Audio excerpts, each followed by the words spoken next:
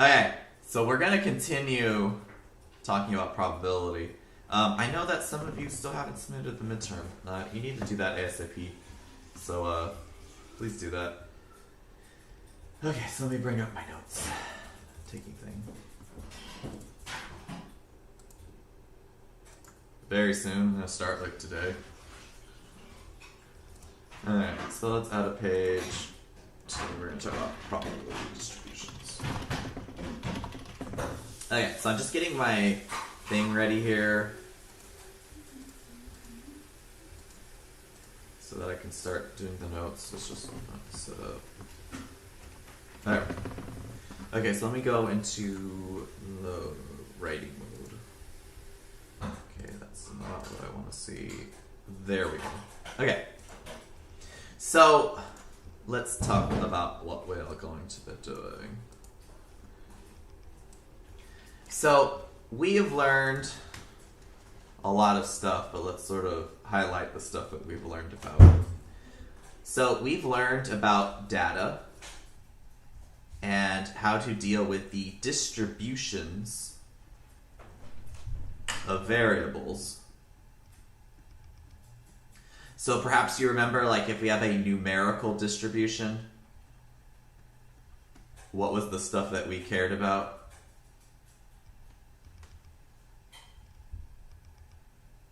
Yeah, and what does SOX stand for? Yeah. Awesome, yes. So if you had a distribution of numbers, you were interested in the shape of the distribution, whether there are outliers, what the center of the distribution was, what the spread of the distribution was. And then, like, there was another option, like if you're dealing with a categorical variable, you were mostly interested in the frequency table. Like the size. Like how many people are in each category, what percentage of people are in each category, stuff like that.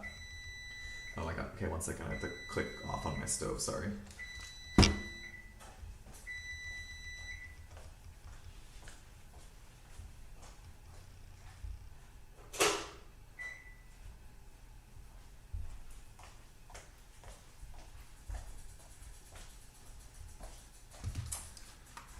There we go. Okay. So we've learned about how to deal with data. And we've talked about, like, distributions of variables. Now, what we've also talked about is probability.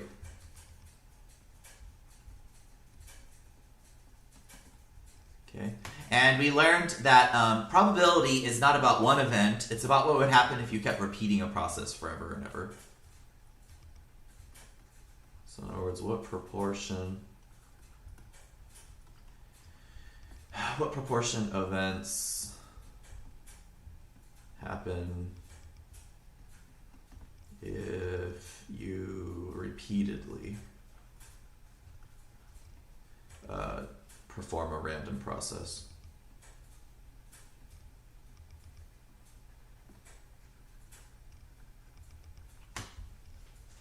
Okay, so we've learned that probability is all about, okay, if you want to know the probability of something, of a coin coming up heads, what you're talking about is, like, if I was to flip a coin forever and ever and ever and ever, what proportion of them would be heads at the end of it? Okay, and then we talked about, like, calculating stuff and, like, rules and things like that. Okay, but today what we're going to do is we're going to put these two things together. So we're going to take what we've learned about distributions, we're going to take what we've learned about probability, and we're going to talk about something called a probability distribution.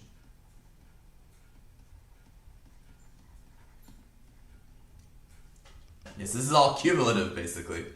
You need to remember what you've learned about distributions. You need to remember what you've learned about probability. Putting it together on something called probability distributions.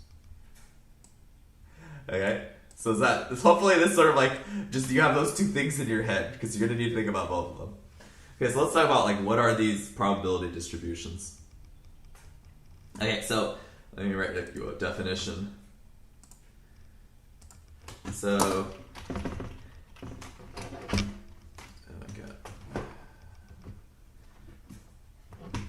Yeah. I'm just rearranging stuff on my... There we go.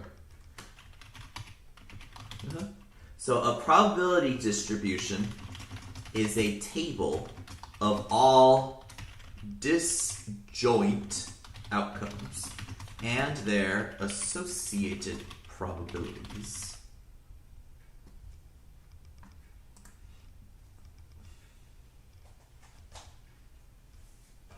Okay, so what does it mean for two events to be disjoint? Let's remind everyone. If I say that two events are disjoint, what does that mean? What doth it mean?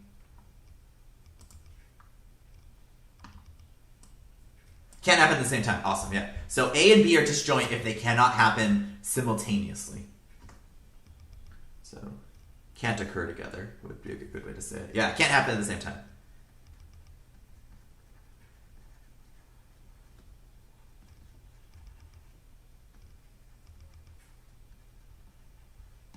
Okay, so when you're dealing with a probability of distribution, you need to write down what all of the different disjoint outcomes are.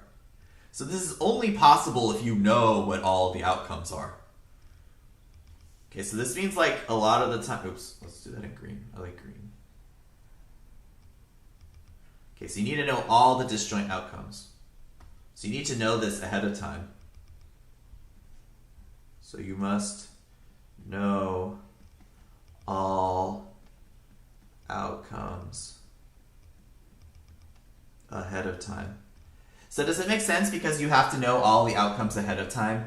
There's a lot of things that you can't really deal with the probability distribution because you just don't know like what all the different possible outcomes are.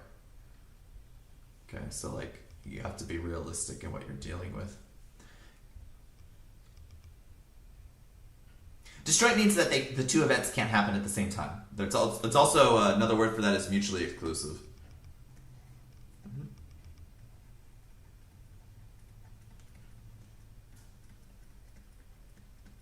So you could say disjoint or mutually exclusive.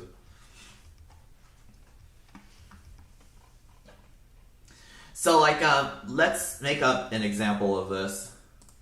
So let's say that what you're doing is you want to know the probability distribution for rolling two dice. And actually, for rolling two dice and their sum. Okay, so what I mean by that is you're going to roll your two dice, but what you really care about is what the two numbers add up to. Okay, so what you're going to do is you're going to make a table for all of the different possible outcomes. So one of the things you want to know about all of the different dice sums. So what is the lowest that you can roll with two dice?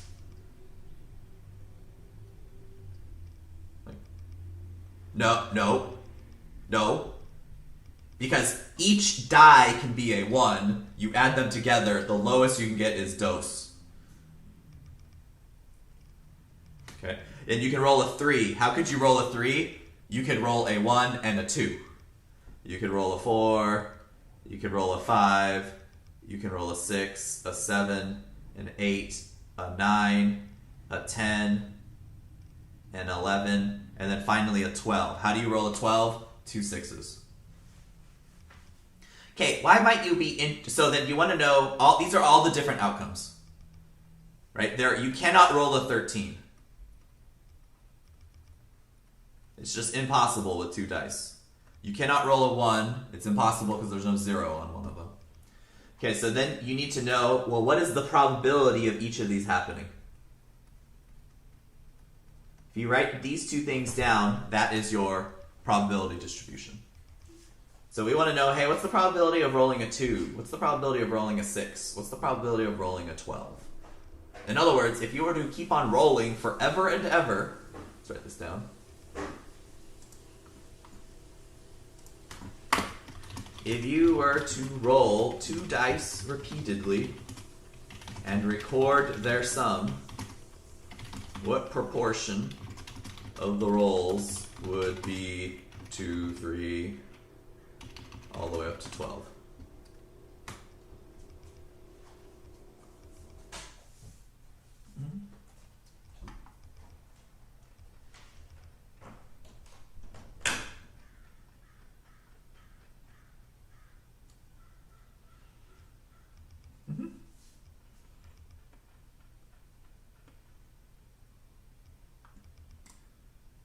Okay.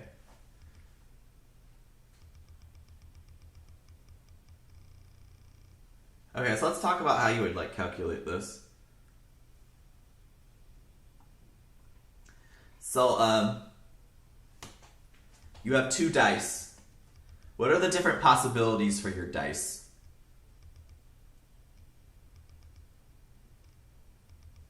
Like, what are the different possible rolls that you can make with a die?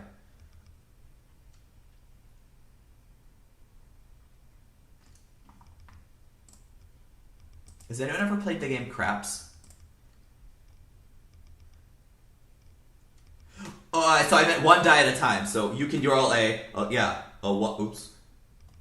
Yeah.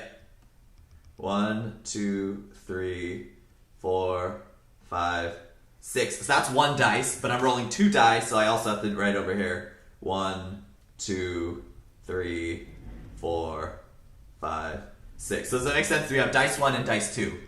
If you roll a 1 and a 1, what is the sum of those going to be?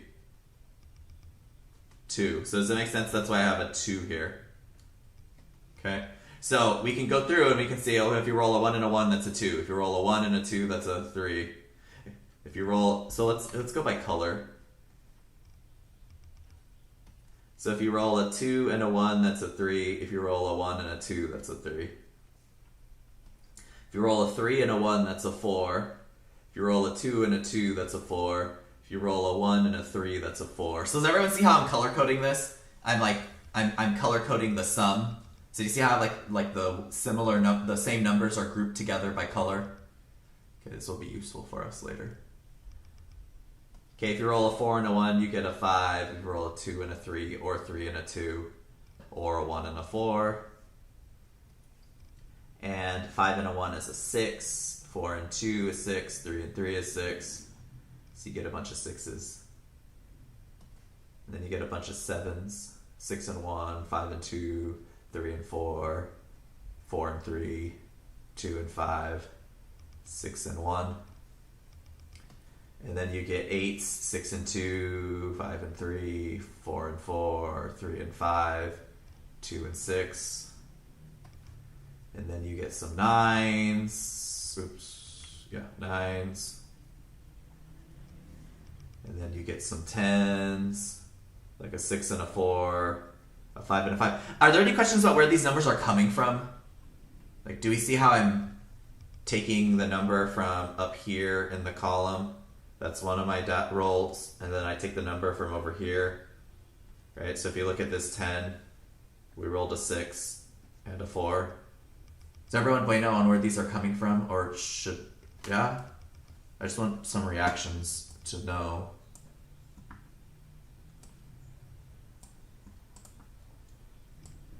Well, I add them. We add them. We care about the sum. Okay. So then, like, if you look at this one, like the 4 and the 6, you rolled a 10. And then finally, a 6 and a 5 is an 11. A 5 and a 6 is also an 11. And then finally, you get to your 2 6s, which is a 12.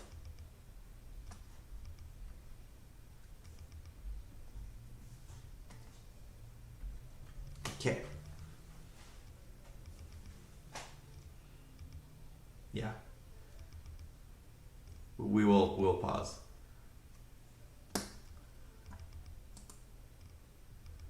In that case, I'm just gonna like step away and get my food, since people will be copying.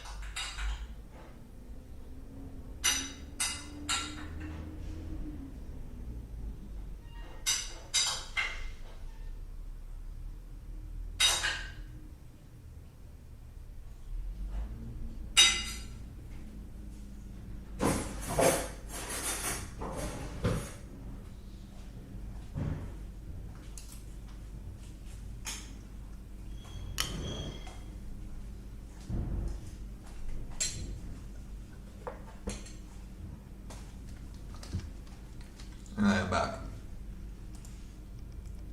Okay. So, all of these numbers here, these are all the different possible sums. Right? Remember how we talked about how the different sums are 2 through 12?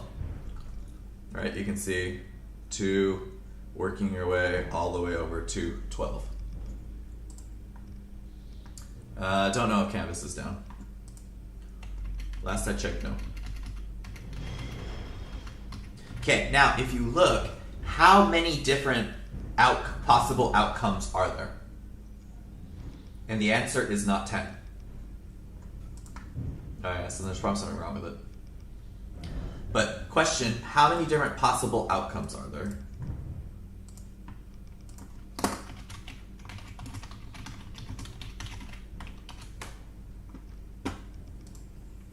Yes, 36, because rolling a 1 and a 1 is an outcome of 2. Rolling a 2 and a 1 is an outcome of 3. Rolling a 1 and a 2 is also an outcome of 3. So you look at how many different numbers are in here and you see that there are 36. So there are 36 different possibilities of what you can look at. I can totally understand why you would think it would be 18, but we're going to say that a 1 and a 2 is different from a 2 and a 1. Okay, so that looks, I think that makes sense to people probably, because if you thought 18, your idea was probably that, like, you know, there's really only half of them there. Okay, so this allows us to calculate a probability. We can say, hey, what is the probability of rolling a 4? And you're going to look at how many different 4s there are, and you divide by the total, which is 36. So you look at this and you're like, oh, well, there are 3 4s. So the chance of rolling a 4 is 3 out of 36. Boom. Which, if you go and do it as a calculator, or if you want a decimal, I mean, 3 out of 36 is about 8.3%.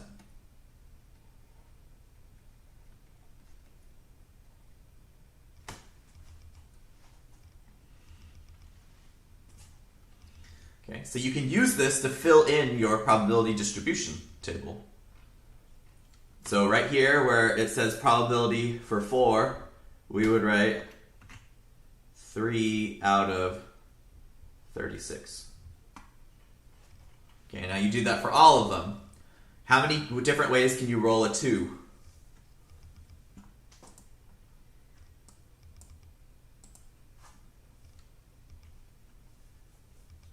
So how many ways can you roll a 2 according to this?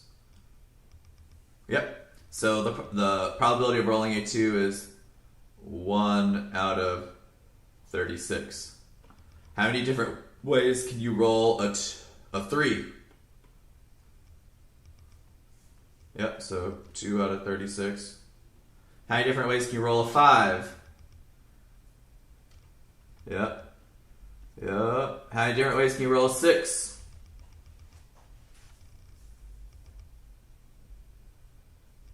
So how many ways can we... Yep, 5. You go and you look and you can see that there's 1, 2, 3... Oops, my bad. Wrong thing. 1, 2, 3, 4, 5 ways to roll a 6. And there are 6 ways to roll a 7. There are only 5 ways to roll an 8. There are 4 ways to roll a 9. 3 ways to roll a 10. 2 ways to roll an 11. And 1 way to roll a 12. So you get all those possibilities. Is everyone able to read the writing? Can we see it fine? Okay. I put some little lines so that we can...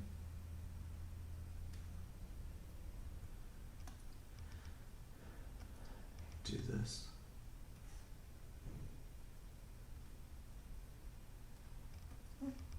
So you can see them a little easier.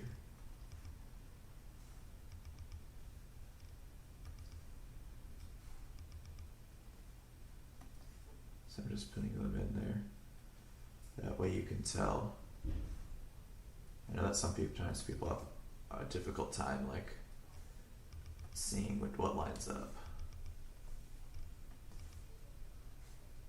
Okay, there we go.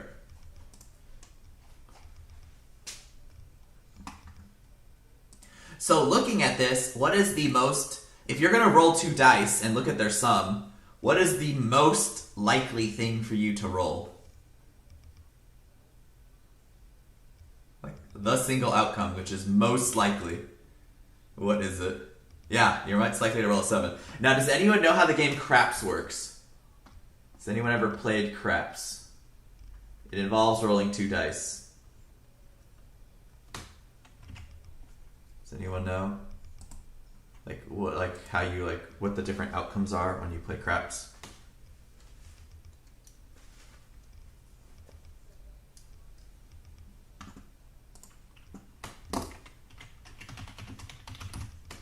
Anyone ever here played Craps? Maybe none of you are old enough to have gone to Vegas.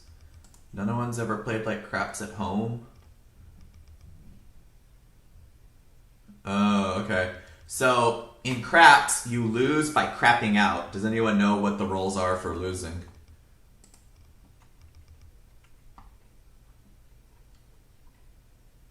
Anyone? Okay, I'll just tell you. So if you roll a 2, a 3, or a 12, that's an immediate loss. It's called crapping out. Now, if you look at 2, 3, and 12, how can you describe them in terms of their probabilities out of everything? So here's my 2 and my 3, and here's my 12. So 2, 3, and 12, like how would you describe them in terms of their possibility? They're not that likely. So it's pretty likely, it's not that likely that you're going to crap out.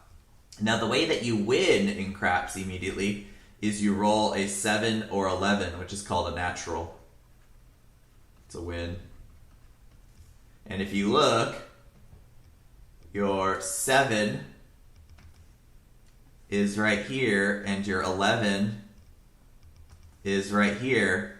So looking at this, it's set up, if you look at the winning rolls are what, if you were to describe them in terms of their probabilities?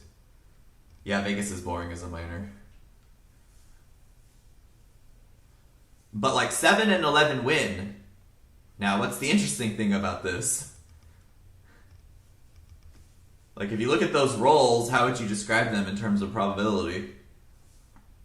They are what? Especially compared to the losing rolls.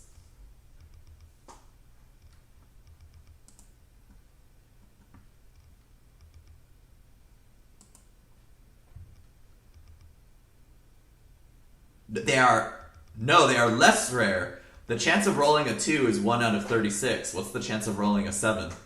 6 out of 36. You're more likely to win. Alright? So then, if you look at the other ones, these mean, if you get any of these, you just keep rolling.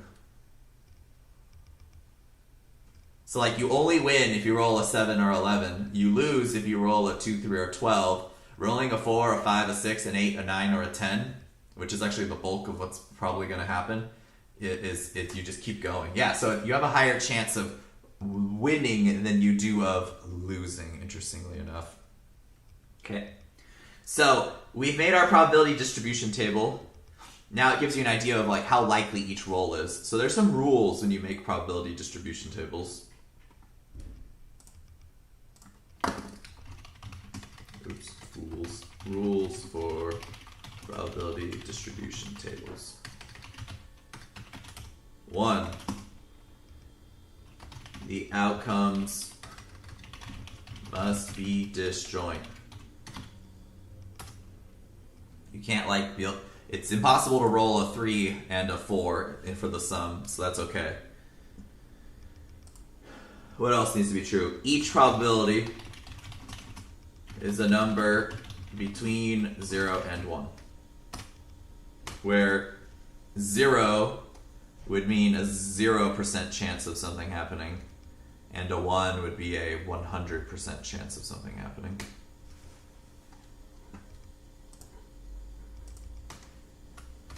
Okay, and then the third rule is that all the probabilities have to add up to 1, or in other words, 100%. Okay, so whenever we deal with the probabilities, we deal with them as decimals. So like, for instance, 0.33, that's a decimal. That would be the same as the probability of 33%. Or percentage. Okay, so we write them like this, the 0.33. You have to know that that means 33%. That's why the numbers add up to 1. They add up to 100%.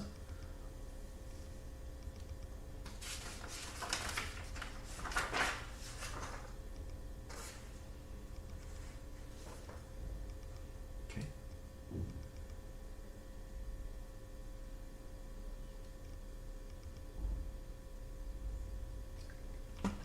Okay, so let's say that your event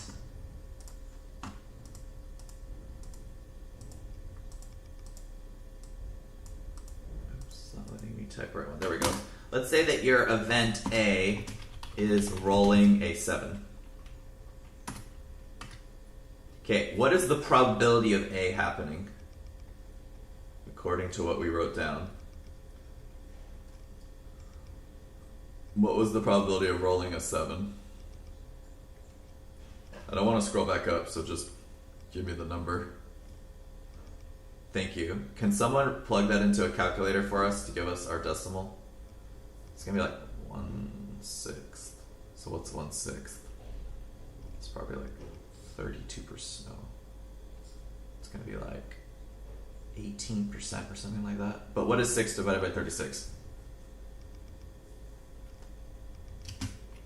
Someone calculate it for us. What's 6 over 36? Oh, cool. I see it. I heard like a rattle in the background. 0.166, which we will say is about 16.6%. Cool. So the chance of rolling a 7, which is the most common roll, is about 16%. Now there's something called the complement. So the complement of an event is all the other possibilities. So for example, the complement of A is rolling anything besides 7. And the way you write it is A with a C, like that, A complement. So the complement of A means that you roll anything except a 7, because A was rolling a 7. Now, if the chance of rolling a 7 is 16.6%, what's the chance of rolling everything except for a 7 gonna be?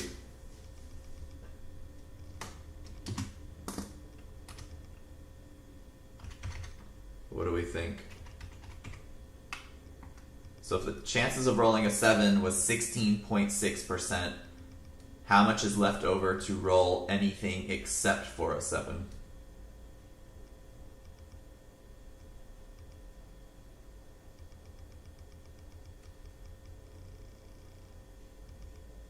Yeah, the 83.4.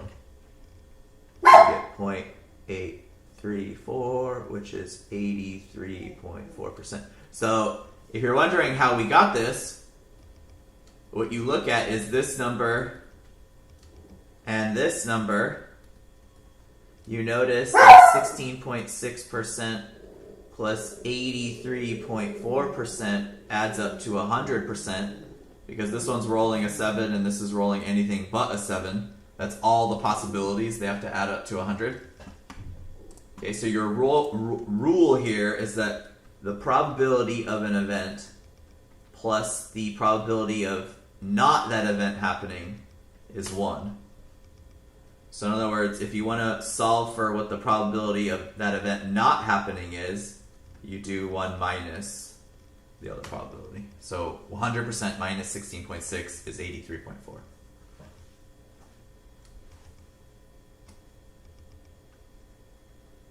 So this is a rule we use to calculate these sorts of probabilities.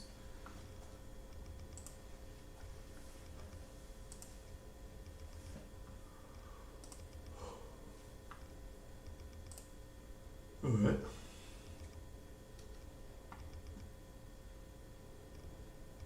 Bueno so far? Questions about what I did?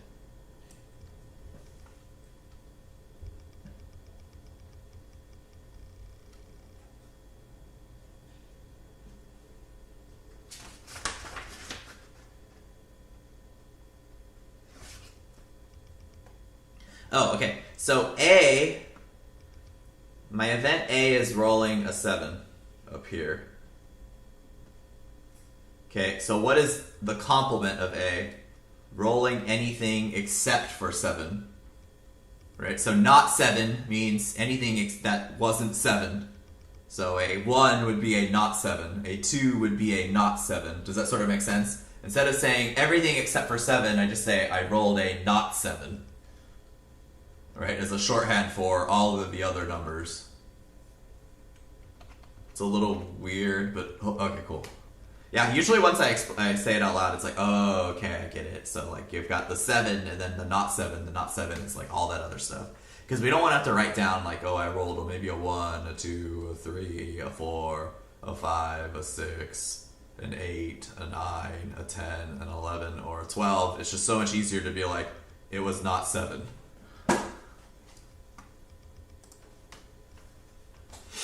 Okay.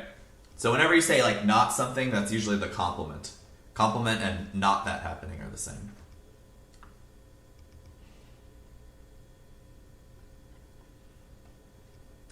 Okay, statistics is actually really interesting. So remember how I was saying that for the probability distribution, you need to know all the outcomes?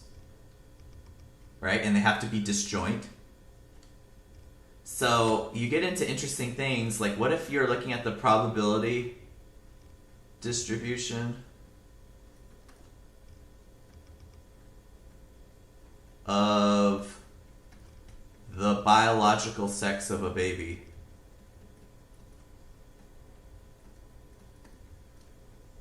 At birth. Okay, so here's sort of the issue. You could say that there are 2 different biological sexes. You could say that one of them is male, and you could say that one of them is female. And you could say that about 51% of births are male and about 49% are female. But this actually doesn't sort of capture the reality of what goes on. Like, what are we missing? Or what's wrong with this? Or problematic, shall we say?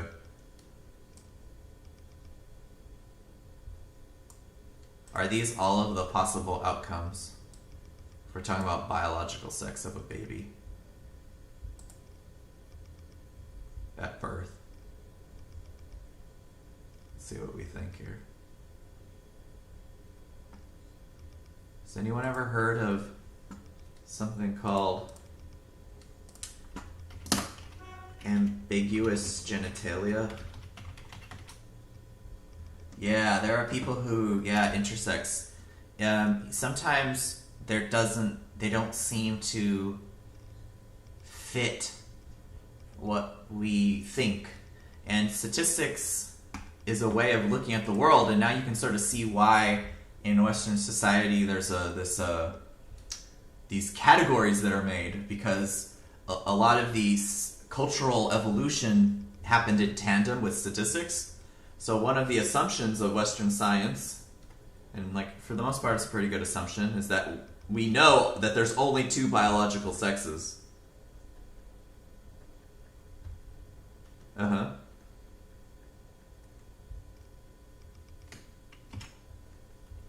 is a very good question. Does anyone have any idea why more males are born than females? Why not 50-50? If you actually look at the statistics, you'll notice that there are more men born than women. Any theories? Nah, I mean a little bit, but there's like a reason like why there are more males born, or we think there is. Actually, it has nothing to do with that. There are way more men born in China, and it's like more like 55% there, but that's because of selective abortions. Oh, it has something to do with that. It does have to do with survival. What are men more likely to do that women aren't, like especially as teenagers and such? What sort of behavior do men usually like partake in that women are less likely to do? Yeah, exactly. Men are much more likely to be aggressive or what else? Let's just say adventurous. And being aggressive and adventurous makes you more likely to do what? Yeah, exactly. So there has to be about 1% more males born, like evolutionarily, that's like where we've settled upon, because there have to be extra men, because if there weren't, too many of them would die, and then there'd be like an imbalance of the sexes. Which is sort of interesting because we live in a very safe society now, so I guess you could say there's a lot of like leftover men who normally would have died back in the day.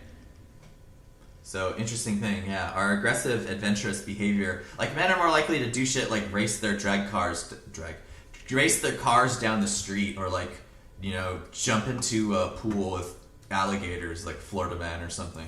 Like,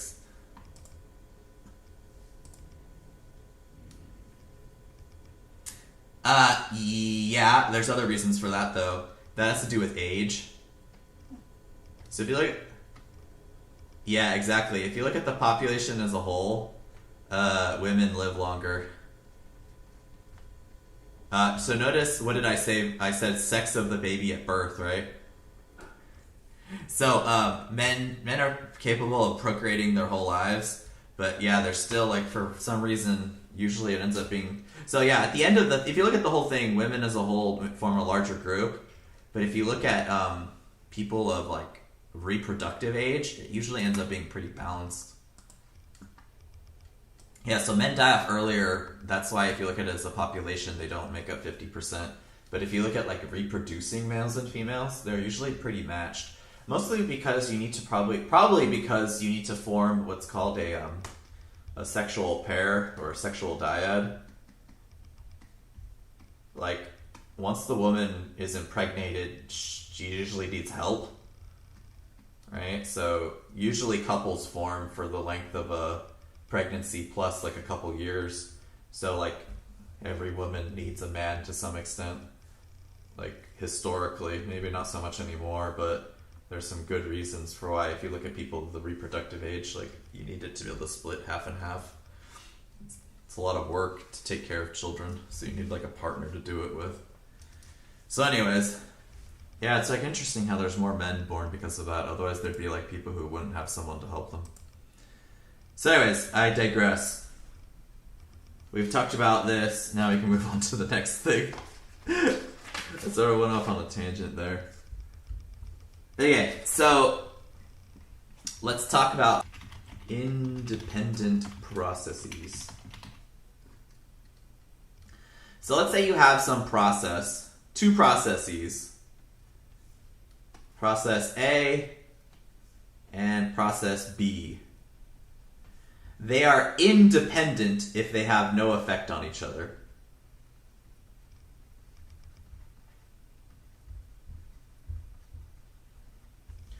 Okay, so like for A, our process is going to be rolling a die, and our process B is going to be flipping a coin.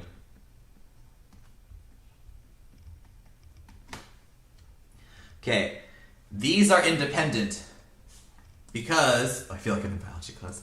These are independent because if you roll a 5, does that make you more or less likely to flip heads? No.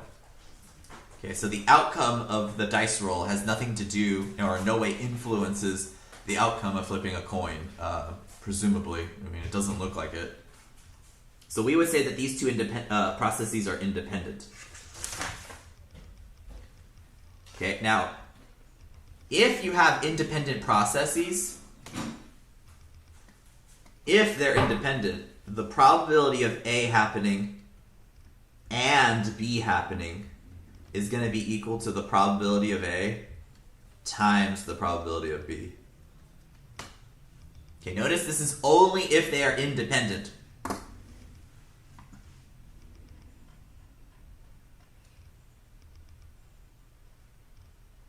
Okay.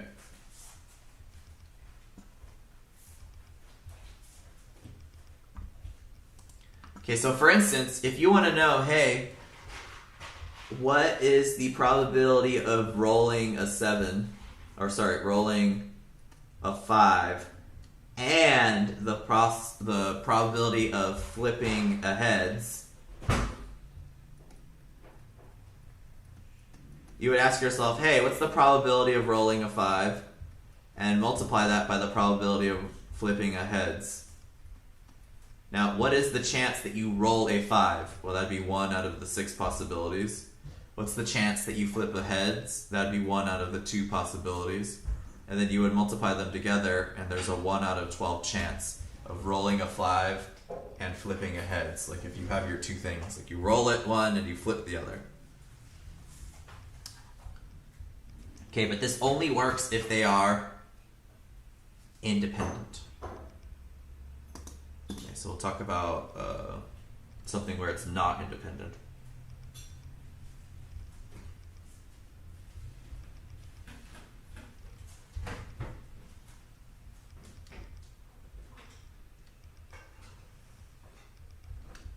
Okay, so let's make up two dependent processes.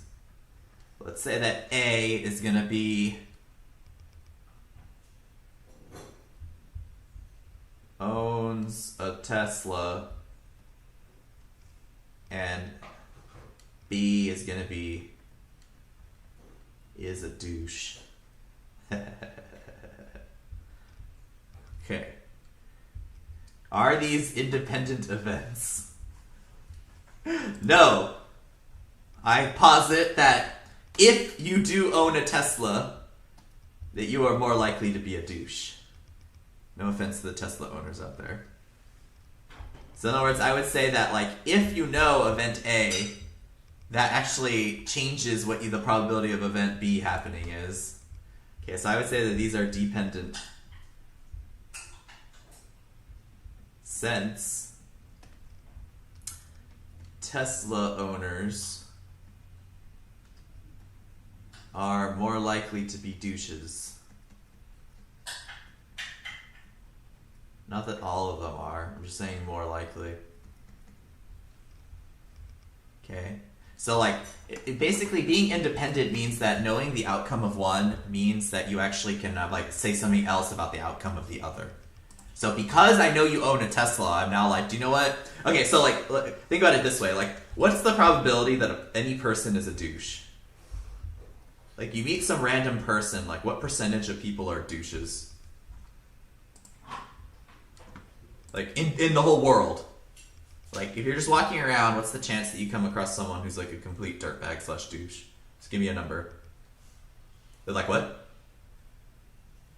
That's everyone's a douche. Let's go lower. Let's say that, how about 7% of people are douches? Yeah, we'll just be really generous. Now, let's say I tell you that this person owns a Tesla. Does it make sense that now you're going to be like, hey, the probability that that person is a douche has gone up? I'm thinking like 48% now. That's what it means to be dependent. Like, normally you'd be like, oh, the chance of someone being an asshole is 7%. Oh, they own a Tesla? I think now it's like a 48% chance. 7% chance. 7% of the population owns a Tesla.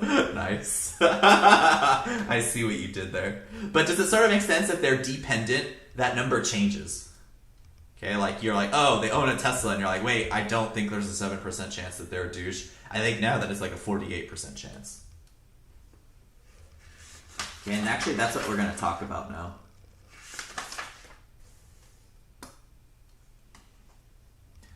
So if your processes are dependent, in other words, they affect each other, then you need to compute what is called a conditional probability.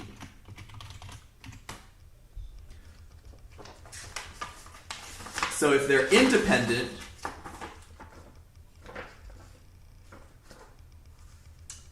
you can just multiply them, like what we did above. But if they're dependent, you need to calculate something called a conditional probability. And we're going to make up some examples here.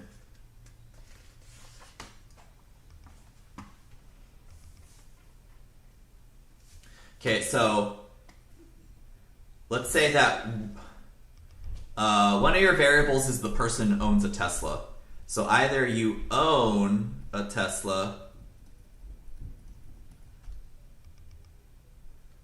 yeah, or you don't own a Tesla. Does that make sense? There's two groups of people in the world, the Tesla owners and the non-Tesla owners. Okay, then there's another group of people in the world. There are the people who are douches, and then there are the not douches.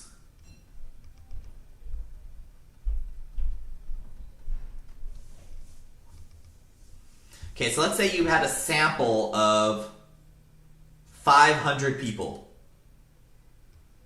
And of those 500 people, 100 of them were douches and 400 were not douches.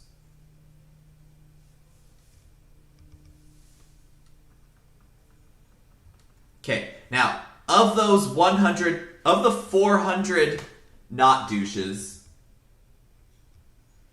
let's draw the line. Sorry. Here we go. Let's put a line right there. And let's put a line right here. And let's put another line over here. There we go. Okay, so of the 400 not douches, how many of them are going to own Teslas?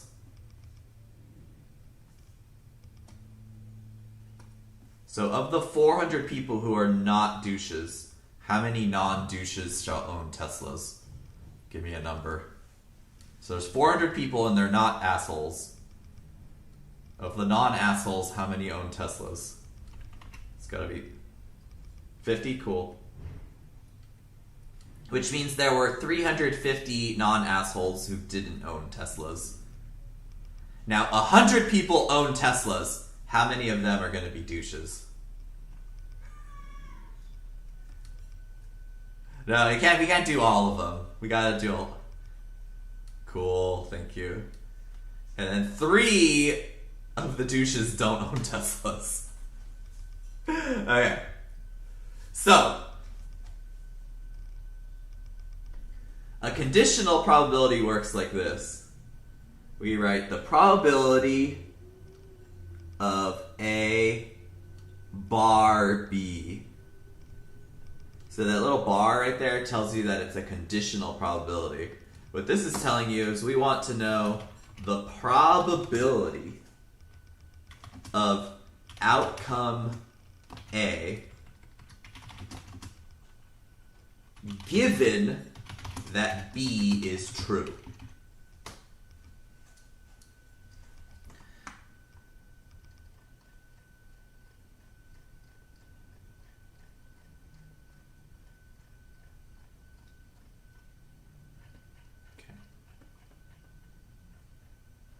Okay, so for instance, we can ask ourselves, hey, what's the probability that someone is a douche given that they own a Tesla?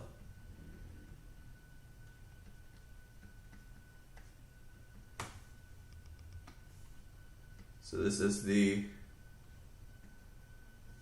Okay, it's not letting me type.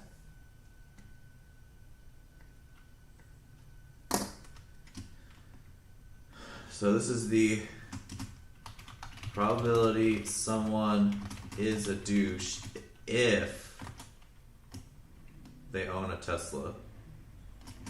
or given that they own a Tesla. Okay, now this is going to be different than the probability that someone owns a Tesla given that they are a douche.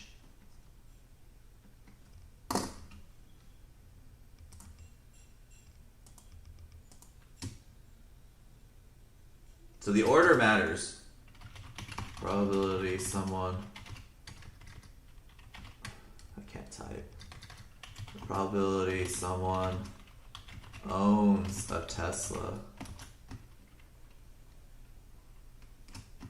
given that they are a douche.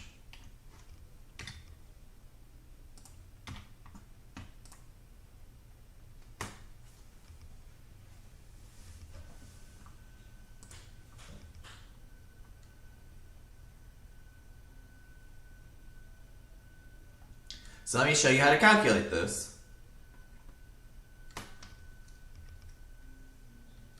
Okay, so there's a formula to do this.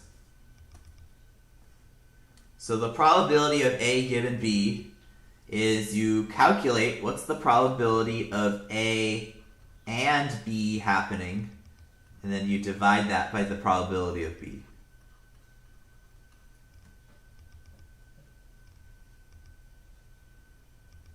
So you divide by the thing that you know.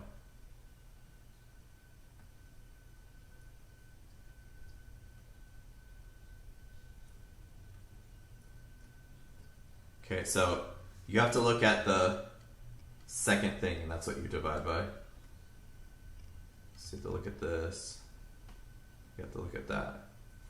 Okay, so for this first one, you have to look at the people who own a Tesla.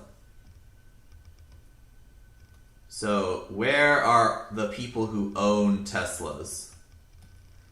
Everyone who owns a Tesla is in here. So in total, how many people own Teslas?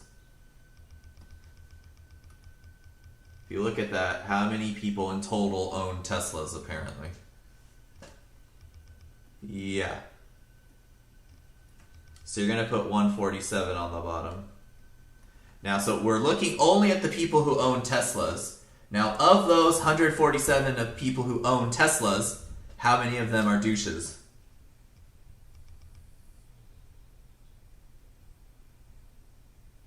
Yeah, so but 97 of them are douches, right? So then you go and you calculate that. So you're like, well, what's 97 out of 147? And that's like, yeah, 65%, 66%.